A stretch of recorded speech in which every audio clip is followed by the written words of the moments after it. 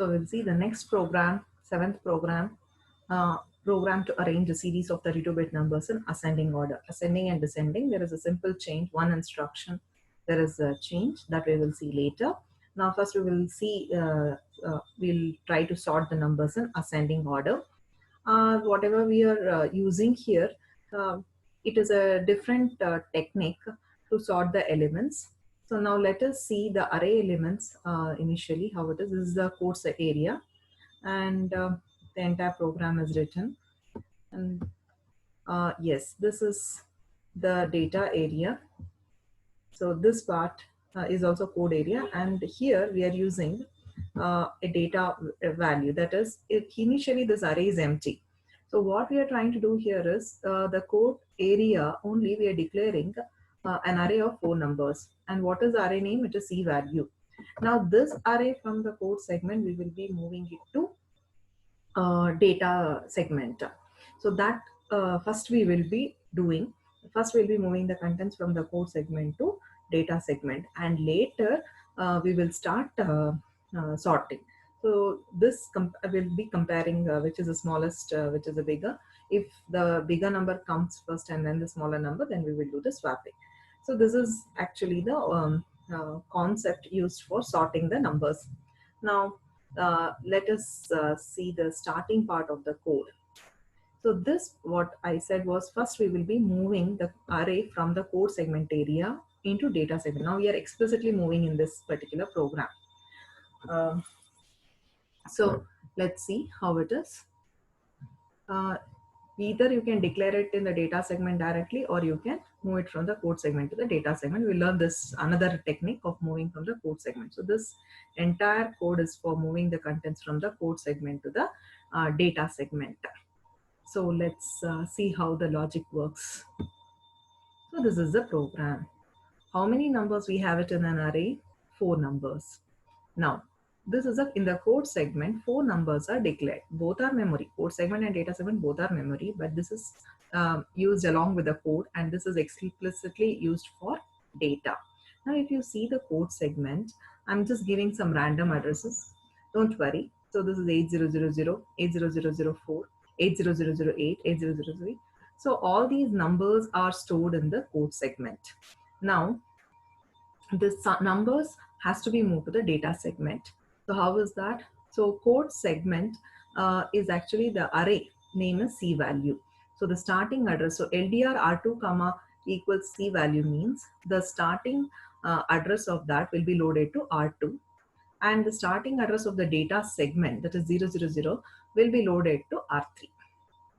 So R2 will be holding the starting address of the code segment, and R3 will be loading the starting address of the data segment. We cannot move directly. We have to make use of the processor, because these two are pointing to the memory, whereas we cannot directly move. Memory to memory operation is not allowed. So what we do, first we will take this number, we'll dump it to R1, and from the register R1, we are going to put it back to the memory, data segment memory. How many times we have to do that? 4 times. That is the reason we are using this particular code, move R8 comma #4. So LDR R2 comma R2 equals C value. R2 is loaded with the starting address.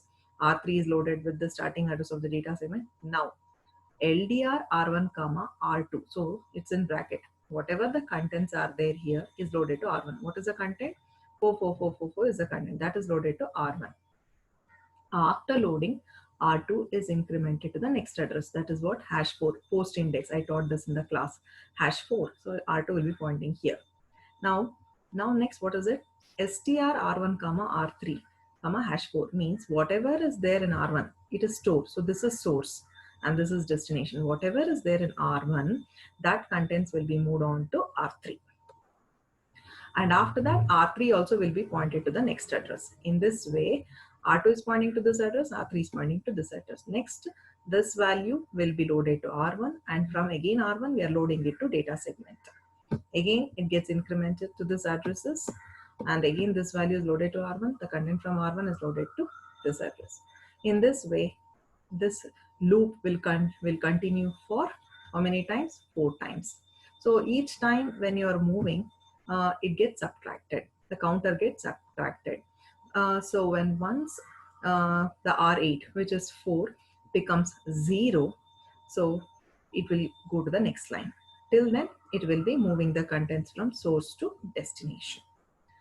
So each time you're moving, you're actually decrementing the counter. So this logic all of you know, and you're comparing it with 0. So when it will become 0, only after moving the last element, the counter value will become 0. And once it becomes 0, where it moves, it will come back to the next statement. That is, it will come back to this line. From here, the actual uh, sorting technique starts. Now, how many numbers we have? We have 4 numbers. So initially we make use of 3 comparisons. 4 numbers, 3 comparisons. For that comparisons, we are using R5. R5 is a counter which holds the counter for comparisons. Now we use a different technique here, that is flag. So R7 is making use of flag. So R7 is making use of flag. This particular flag is used whenever we do swapping. I will teach you this when we are tracing the program. Now the entire data is moved on to the data segment. So that starting address is D value. So we saw this. The entire data is in the data segment, and the array name is D value. So now with this 3, we are going to start comparing. Okay. So now let's see how we are doing it. So this is the actual array, what we are seeing in the data segment. 4, 4, 4, 4, 1, 1, 1, 3, 3, 3, 2, 2, 2, 2, and this we have to sort. So as I said, 3 comparison, R5 is used as a counter for that. Initially flag is 0. Now LDR R1 equals D value, means the starting address 0000 will be loaded to R1. This is what these 3 statements tells. Now let's go to the next topic. Now, if you see here, LDR R2, R1, #4 means R1 is holding the memory address, which is the starting address of the data segment. The contents present in that. What is the content present in that? 44444. That will be loaded to R2, and that address gets incremented by 4. And the second number, now the pointer is pointing to the second memory location. That particular data will be moved on to R3. So see here, R2 will be holding the first memory location content. After that, memory will be pointing to the next memory address. The content of that will be loaded to R3, means R2 will be holding the first number, R3 will be holding the second number. So this is what you can see here. So R2 will be holding the first number, and after that R3 will be holding the second number. Okay, now we are taking these 2 numbers to the processor, and then we compare it in the processor. That is, R2 and R3 are the registers. Now we compare whether, now we compare it in the register. We are not comparing in the memory, we are comparing in the register, whether R2 is lesser than R3. If it is lesser than, loop 2 means it goes to the next label here, and we don't do swapping. So if the first number is less than the second number, we simply decrement the counter, that is a comparison counter, and we will repeat the loop. Otherwise, we have to do swapping. So in this R2 and R3, R2 is 444, R3 is 111. So definitely 444 is not less than 111. So BLT, this condition is false. So it will not jump to loop 2. So it has to go for swapping. How will you do swapping? Now swapping has to be done in the memory. This one you have to keep in mind. These instructions will operate on the memory now. How? We will see that now. If you understand one, rest all will be easy. So this is what we do. Compare R2 and R3, definitely it is false. 444 is not less than 111. So what we are doing? We are taking the contents of R2 and we are loading it into R1. Okay. So what is R2? 4444. That we are loading it to R1. Store concept, all of you know, this is source and this is destination. So 444 is loaded here. And now R1 is pointing to this memory location minus 4. So now R1 is pointing to this location. Store R3 comma R1. So what is there in R3? 111. That will be loaded to R1. So R1 is pointing to this memory location. 1 is present here. So what is the difference you're seeing in the this and this? Memory, we have swapped these two numbers. Once we've swapped these two numbers, we will set the flag to 1. This is what we are going to see. After swapping, what are we doing? In that entire tracing, even once if your flag is affected, R7 becomes 1. That is what we did. Now we will again make the R1 to point to #4. So again R1 will be pointing, we'll add, R1 is here, we'll add 4. So R1 is pointing here because the next comparison we have to do with this and the next number. That is why R1 is again back to this particular position. Next, what is the next one? We have to decrement R5. Have we decremented? R5 was 3. Now first comparison is over. So now what is R5? R5 is becoming 2. Is it equal to 0? It is not equal to 0. Compare R5 and 0. Is it equal to 0? No. If it is not equal to 0, loop means I'm coming back once again to the next comparison. The same code, whatever I have done so far, I'll be repeating. So let's see the logic. So I have done with this. R5 is 2 and henceforth it is not equal to 0. So we'll go for the next number comparison. That is this and this we will compare. We will compare 444 and 333. We cannot do that in the memory. So we'll take this contents to the register and this contents also will take it to the register. So what is that? What is that you're going to see? Yes, we have taken it to the register. R2 is loaded with 444, R3 is loaded with 333. Is this 2 less, is R2 less than R3? No. Condition is false, so interchange. So how will you do the interchange? Same thing. R1 was pointing out here. So what we do first, R2 content 444, we will load it to R1. Then we will decrement by -4. So R1 will be pointing here. Now we will load R3 to R1. So in this way we got swapped. Again, even if we do swapping even if you do once swapping, R7 flag is set. So earlier also it was set, now also it will be set only. It will not change. Even if you do once, twice, thrice, flag is set to 1. Even if you do only once, still flag is set to 1. So, and coming to R5. R5 was 2, now it becomes 1. So now R5 was 2, now after decrementing it becomes 1. Is it equal to 0? No. So once again we have to do comparison with this and this number. So let's go to the next comparison. Again we will take R2 and R3. That is, these two numbers will take it to the register, 4 and 2. We took it to the register. Compare R2 and R3. Is R2 less than R3? No. So again we are applying the same logic, and what we do, we will swap this too. So after swapping, what is it? R7 is still the same.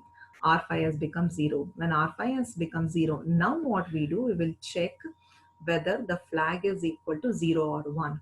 Means flag is 1. It is not equal to 0. Flag is 1. Means somewhere there a swapping is done. Means it is still not a sorted 1. So we till R7 remains 0, becomes 0. Means we will be comparing all the numbers, and even after all the comparison, there is no swapping. That time R7 is 0. Only then we will come out of the loop. But in this case, R7 is 1. So what we do, we will repeat the entire process from the beginning. So we will come back to this program once again, and we will start loading R5 with 3. Again, we'll make the flag to 0. And again, we will start the traversal from the beginning. So I'll just brief you this logic now. So this is the current status. So again, we have loaded R5 with 3, and this is the status 1, 3, 2, 4. It is not a sorted array. So again, what we do, we'll compare these two, R1 and R1. After comparison, we have come to know it is 1 is less than 3. So R7 is 0. But the comparison from 3, it has come to 2. Counter has come to 2. It's not equal to 0. So go with one more comparison. So we compare this and this. Yes, 3 is not less than 2, so we swapped. So whenever we are swapping, R7 is 1 and R5, it is becoming 1. So repeat once again, 3, 3 and 4, 4.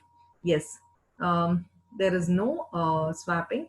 So R5 has become 0. So from 1 it got decremented, it has become 0, but R7 is 1. Means that in this particular second level of traversing, we traversed entire thing. There was one swapping happened. So that is the reason R7 is 1. Since R7 is 1, swapping has happened. Again, what we have to do? We will compare R7 with hash 0. So R7 is 1. So repeat again from the beginning. So one more, though it is sorted, we will check it once again from the beginning. Now, this is the status 1, 2, 3, 4. Now again do the comparison. This and this. R5 gets decremented, becomes 2.